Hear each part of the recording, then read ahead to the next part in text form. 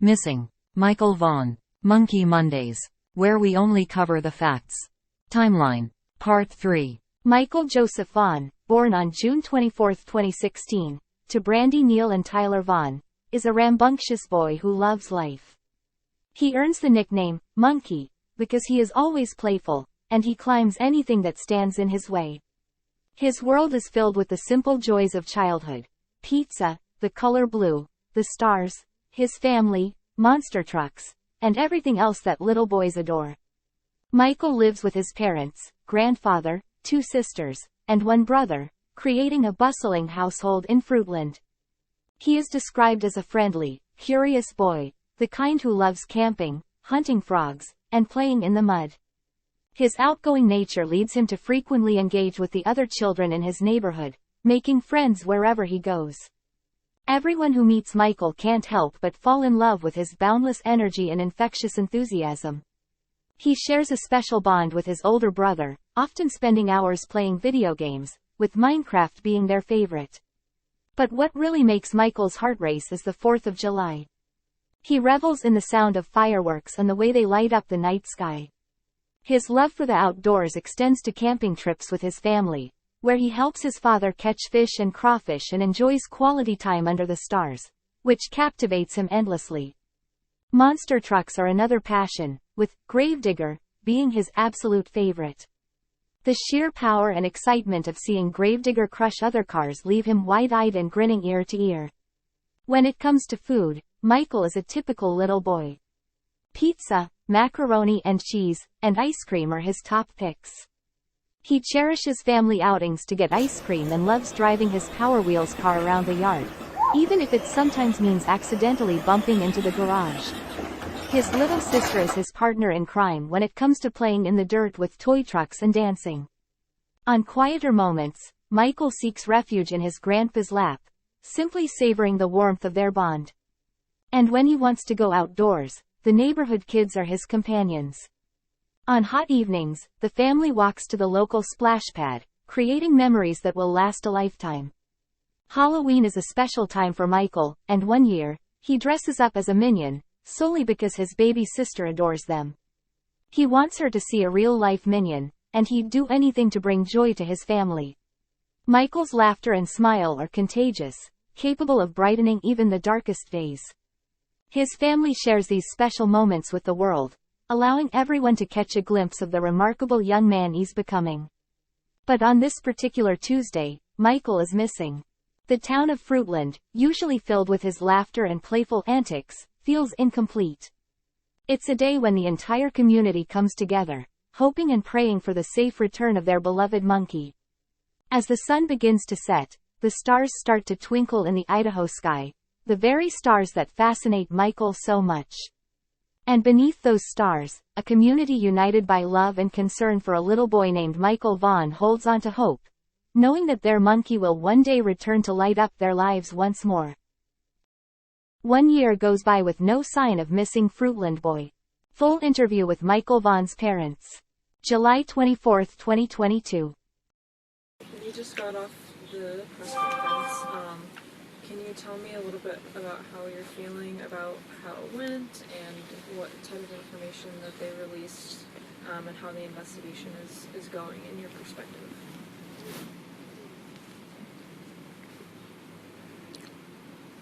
I know there's a lot of stuff that they're working on that is new stuff that made me very hopeful that I'm not going to go into, but we both know that they're working tirelessly,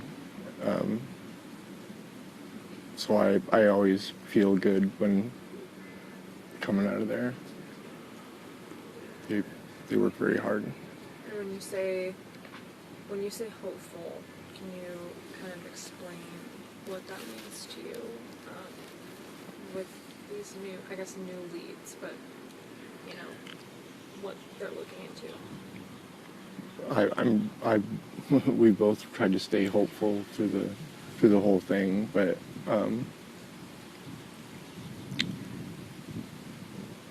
the things that are working on make me hopeful that we'll have answers eventually. And and he'll come home. He's coming home, and they're not going to give up. I get in the chair. You get in the chair. So with Buggy, come in. with the update that Huff gave when he said that they're looking in the area again,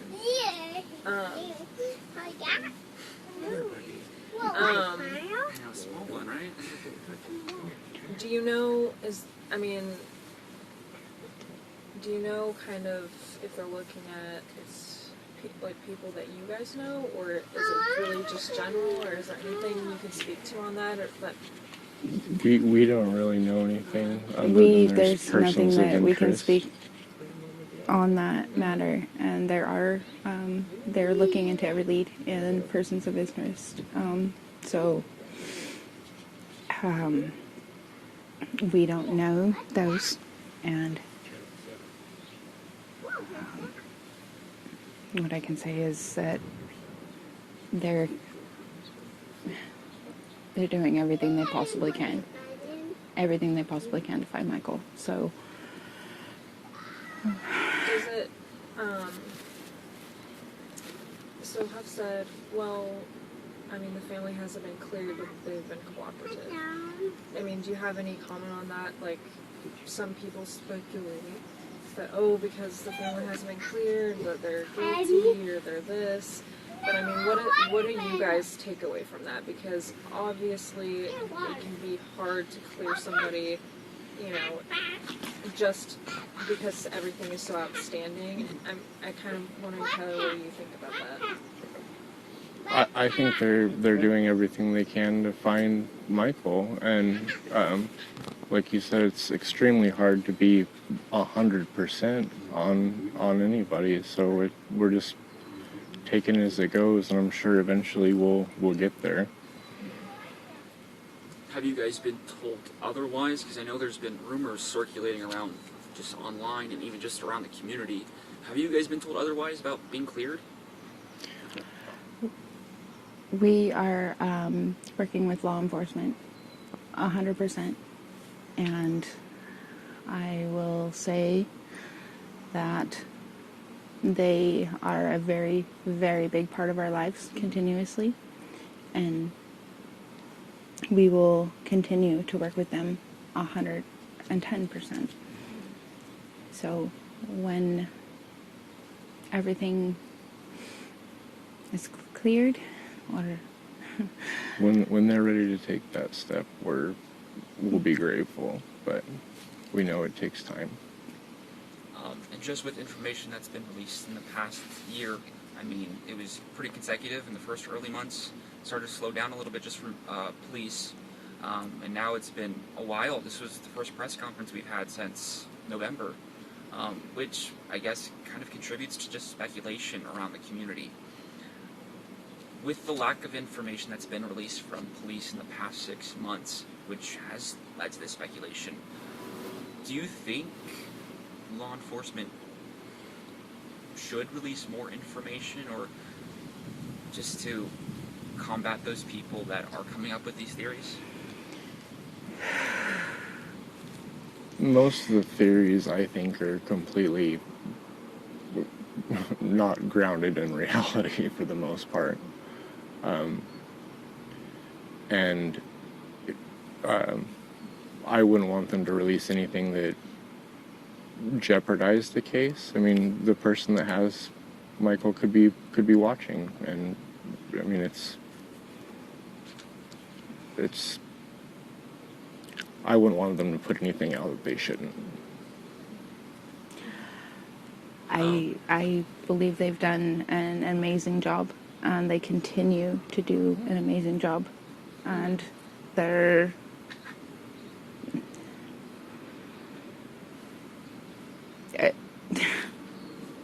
not, they know the facts, they know the truth, they have the truth, and the things they are working on is very important, because Michael is our son, and they want him home just as much as we do. So for them to do what they're trying to do and their jobs is highly important. And I respect that. Yes, it is frustrating at times. But, yeah. Back in December, you told me that you believe Michael was taken. Do you still feel that same way today? And has there been new developments or anything that's made you feel more strongly about that? Yes, sir. Wholeheartedly.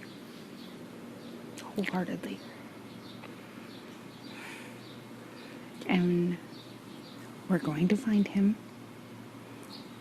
And whoever decided that they could take Michael, they need or has information. They need to come forward. It's been almost a year. It has been 351 days. Do you feel strongly one way or the other if it was a stranger or somebody that knew him at all? Do you feel any which way about that, or do you just not know?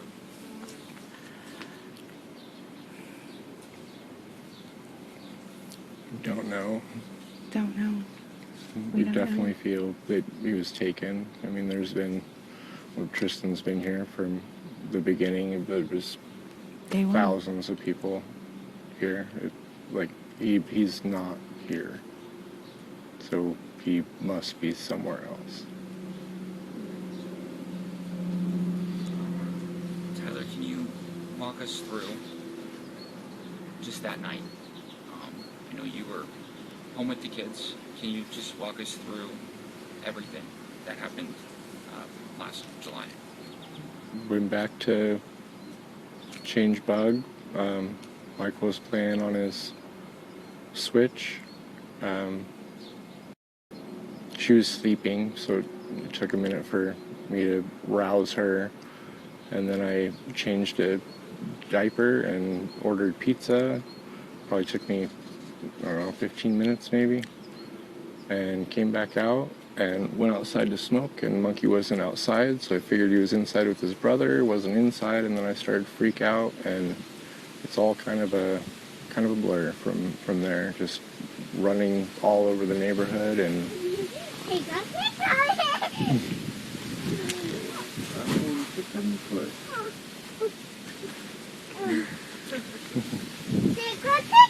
tickle, tickle.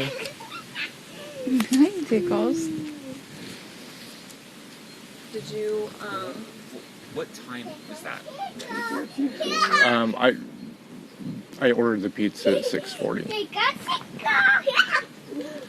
I really couldn't tell you any other timestamp besides that with 100% certainty. And I don't even know if that's when I entered the order or when I finished the order or what. The receipt said 6:40. and were you in the house when you ordered, or were you outside? No, I was in the back bedroom with Bug. And following, when you realized that you didn't know where Michael was, what did you do then? Did you knock on neighbors' doors? Did you... I came outside and I looked down the street and I hopped in the car and called Brandy and drove to the splash pad and then all over the neighborhood, walking, running, driving. I couldn't tell you where. I didn't leave the neighborhood, but all up and down this, 8th Street complex. We were both all over. Some of the people that like to speculate are wondering, well, why did you call Brandy? Why didn't you just call the police first? What was your thought going into that? Obviously it probably wasn't rational because you were anxious. But can you just explain a little bit about your process in that way? I was scared, and she was the first person I thought to call. I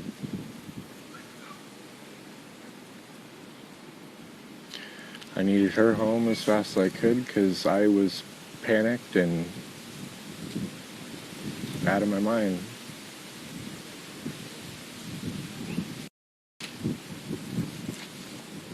Just going off of that question, I just think, I'm sure you guys see a lot of the stuff online as well. I mean, last person to see is people speculate about that. What would you say just to people to help clear your name a little bit? Yeah. Anybody that's looked into the timeline, I feel like, there was no time for me to do anything. Not to mention I didn't leave the neighborhood besides in a cop car for 2 or 3 weeks. Yeah. There's thousands of people everywhere. There's nothing that I could have done. And I don't know how some people don't see that, but... Talk to me about your relationship with Michael. Yeah. What was he like to you? Is. Yeah. Sir, is. What is he like to you? He's my best little buddy. We do, comic books, monster trucks. He's the sweetest little boy in the world. He was always trying to help. Oh, He's perfect with his sister. They have an amazing relationship. both his sisters. Both his sisters. He's a wonderful, wonderful little boy, and he doesn't deserve this. What can you tell Buggy after it's been this long? How do you explain to such a small child, what's going on? And I know that's really hard to answer, but, how do you tell her? We can't say when our older two go to their dads that they're bye-bye right now, because that's the only thing that I could figure. I for 2 months I didn't know what to tell her, and she had just really started talking at that point, and so we don't say bye-bye because Monkey is just bye-bye right now, and he's coming home. He'll be home. He's just bye right now. So. Does she ask where he is? Pick up his pictures and give him kisses. Set him up in front of the coffee table and watch TV with him.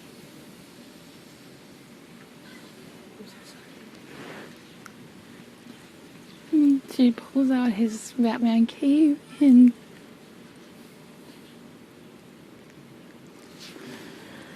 She misses him. She seems like a very headstrong little girl. oh yeah. I wonder where she gets that from. I don't know where she gets that from.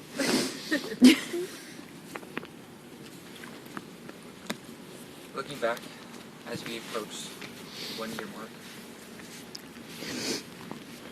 what do you, besides finding Michael, bringing him home, what would you like to see law enforcement? What would you like to see the community? What would you like to see the world continue to do?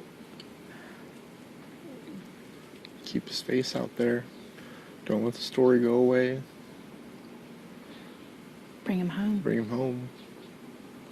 And Hope that, somebody finally sees one of these, or somebody finally gets the courage to come forward and give that tip that leads us to him, or maybe the person that has him, drop him off at a hospital or a police station or whatever. Just let him come back home. You mentioned hope. What does hope look like right now?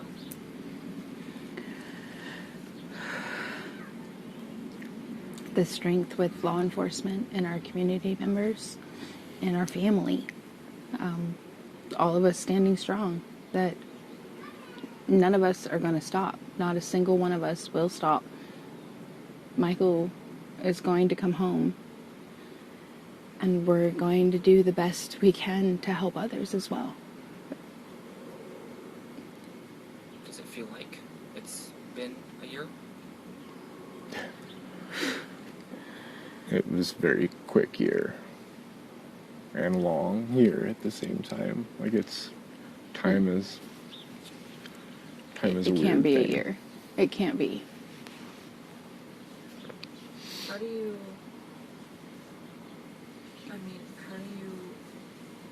go through every day without him being found?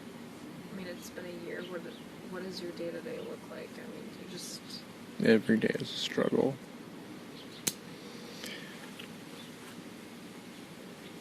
It's kind of how we do it is day to day. I don't want to get out of bed every day. But we do it. We do it, and we try to keep our stuff together. Try. And just get through every day. Hoping every day gets us closer to being whole again. I'm not sure how familiar you were with law enforcement and just how this whole system works before. Do you guys read, study other missing children's cases? And do you compare Michael's to other missing children's cases? Do you see timelines? And is there anything you've learned or obtained just in this last year that's kept you going? Or is there any cases that are similar to Michael's that you've seen success from? Yes. I have. It's very hard, right? I stay off of the social media. There have been a lot of cases that have brought hope, and I continue to share those. And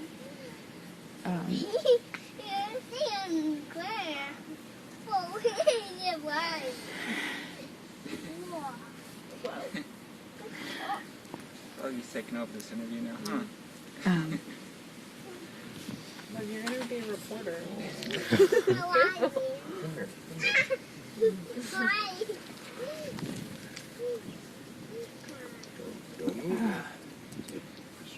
Bugs.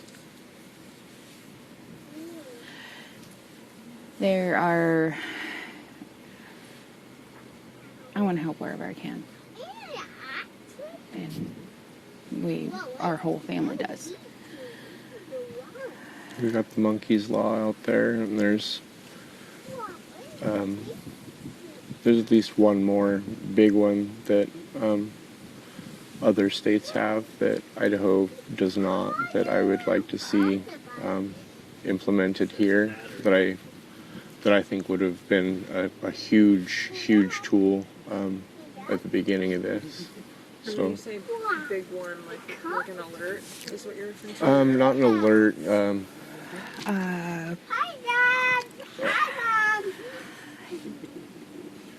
I don't even know how much I can go into it, but there's.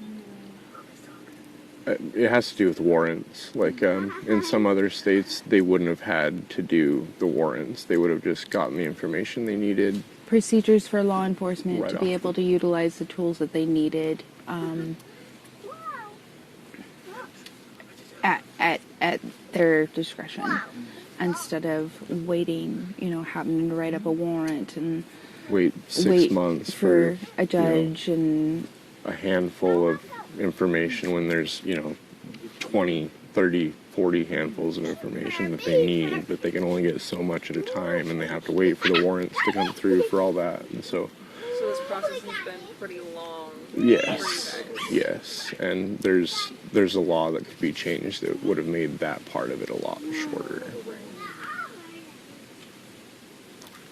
You mentioned this back in December when we spoke, talking about who do you turn to in times like this? What kind of support groups are out there?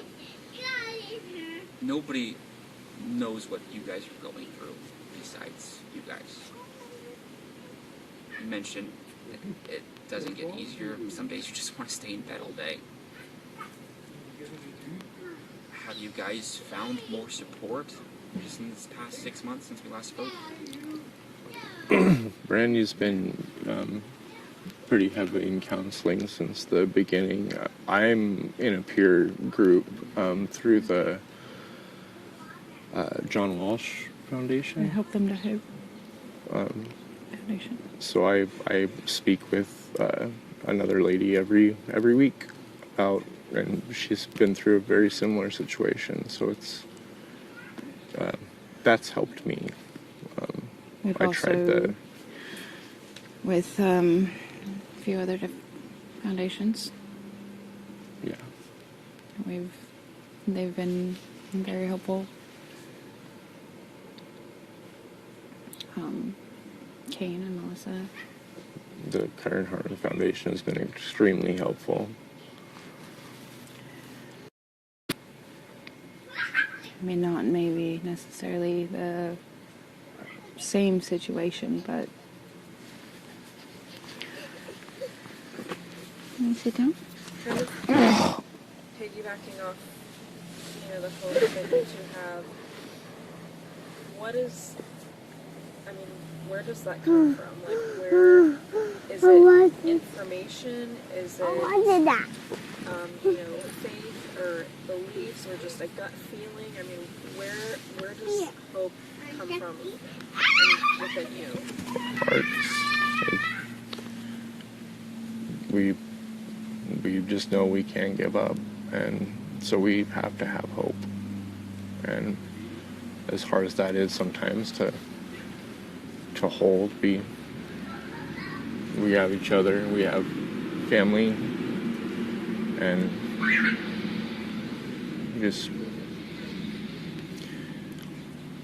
we maintain that hope that he's coming home.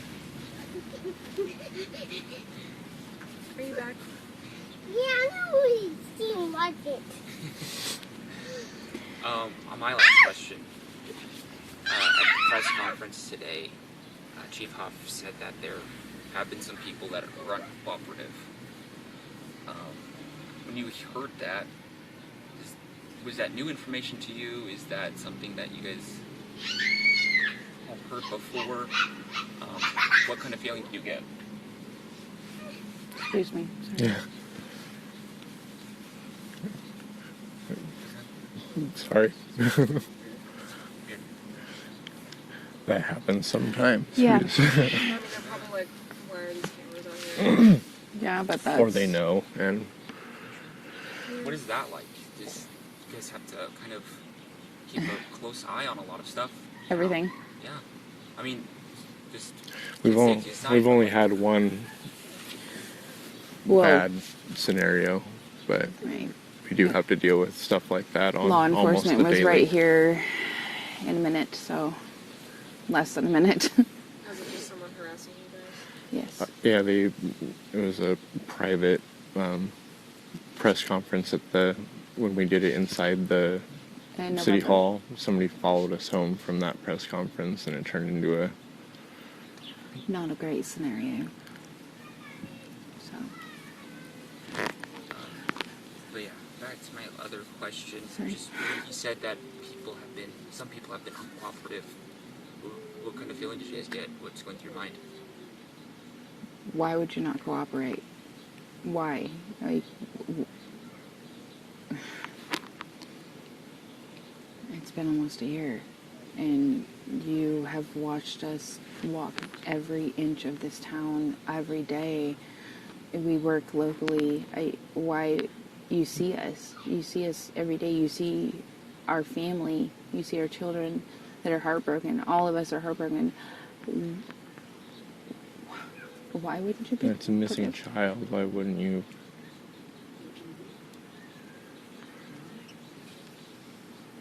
And are these people that law enforcement has made you aware of, or is it just they've kept it kind of under wraps, like specific people? That's to their Yeah. discretion. Does that? I guess there's part of you that's like, I want to know every part of this case. I want to know every piece of information. But also law enforcement not giving you every single piece of information. Does that give you a good sense that they're doing what they know is right? Yes. I personally have kind of left everything up to them. You know, I'll report stuff that comes to me, of course, when it should have gone there in the first place. But I would say at the beginning of it, we were both very, like, we want to know everything. And then What? there was...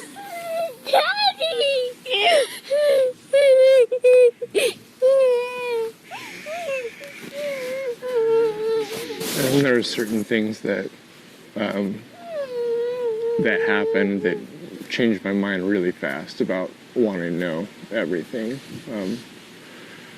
You know, there's some not very nice people in this world, and we have learned that the hard way. Yeah. You want to go inside? We appreciate the time. Is there anything you guys I want want to climb. We'll climb in a second, okay? before we wrap up? Please. Please. Please. Please. Papa will help you climb. Papa, climb. The attention's immediately diverted. Yeah, is there anything you guys just want to say before we go? Just, we appreciate the police department and all the agencies involved for keeping doing what they were doing. We appreciate Tristan. He's been very good about keeping the story out there, and we want our baby home.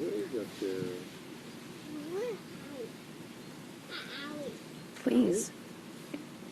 If somebody knows something, please.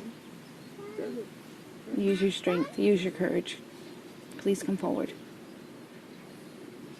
Michael deserves to be home with us and our family.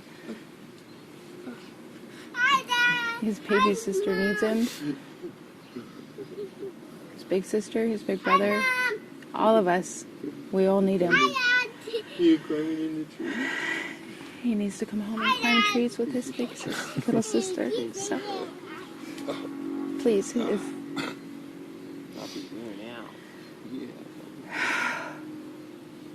please,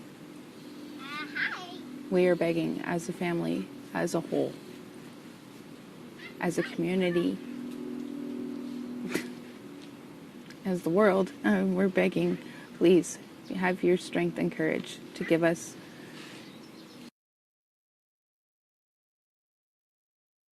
something to bring Michael home.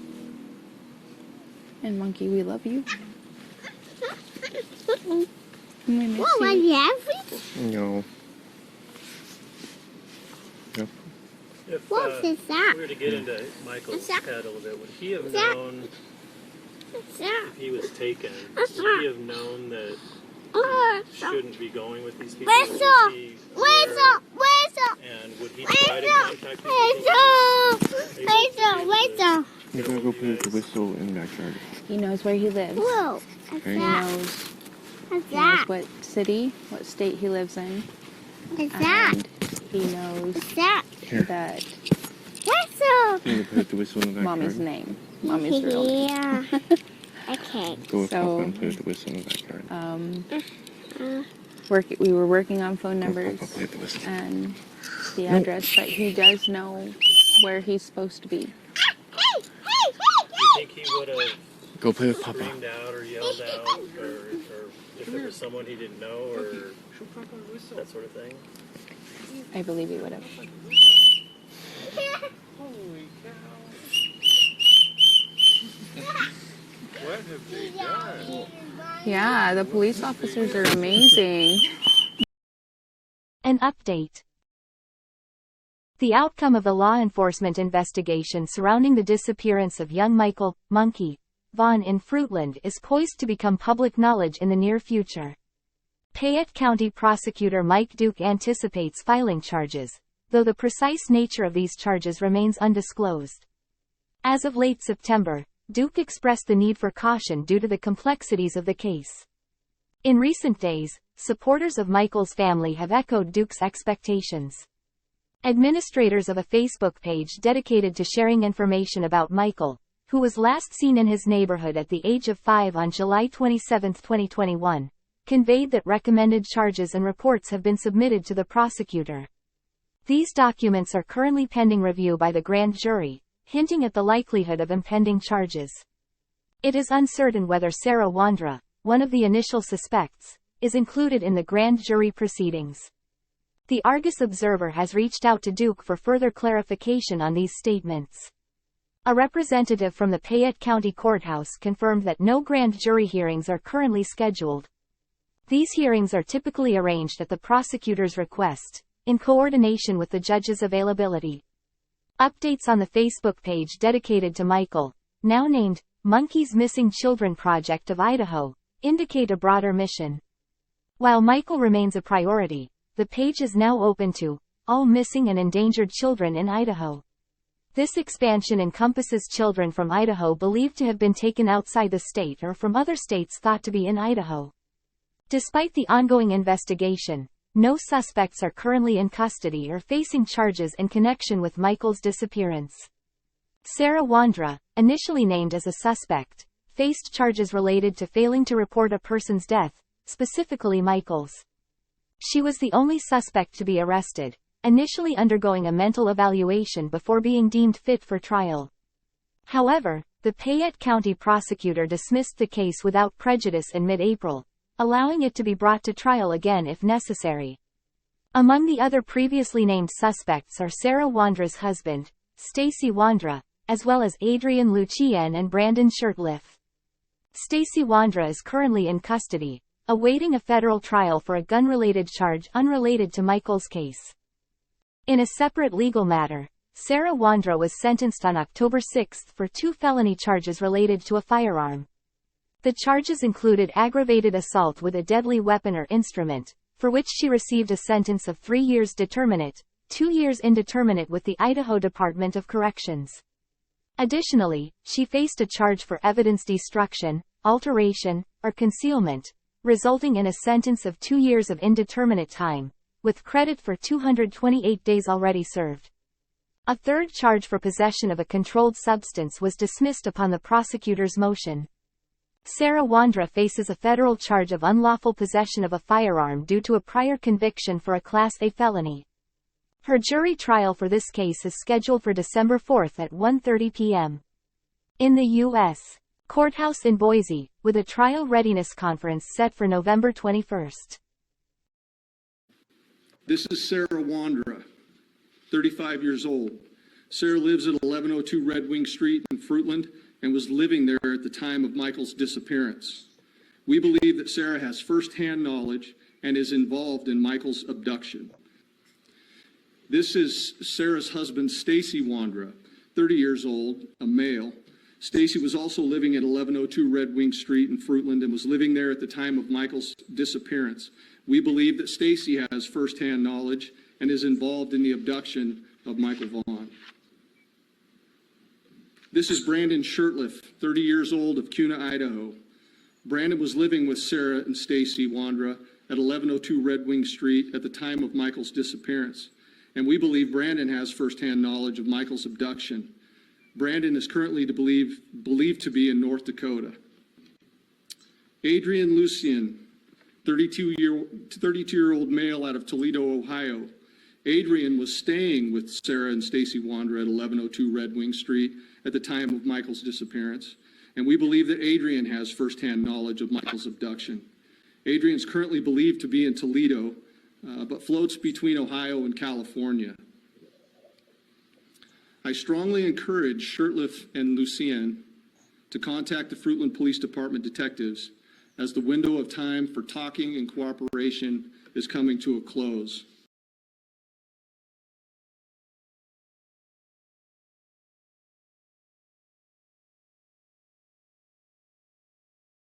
In the heart of Fruitland's embrace he dwelt. A child of innocence, by love he was held. Born to the world on June's radiant day. With hair of golden eyes like the sky's own display. 5 years of joy, a spirit so free. In the world's wonder, young Michael did see. With a smile that lit up the darkest of nights. He filled every heart with pure delight. Blonde hair, blue eyes, a boy full of dreams. In the warm Idaho sun, by the river's gentle streams. A light blue shirt with Minecraft's logo so neat. Dark blue boxer briefs and sandals on tiny feet. But on that day in July, he wandered from sight. Leaving a town in worry, in the depths of the night. With hope and with prayers, they've searched high and low. For the boy named Michael, where did he go? A poem we weave, a plea to the sky.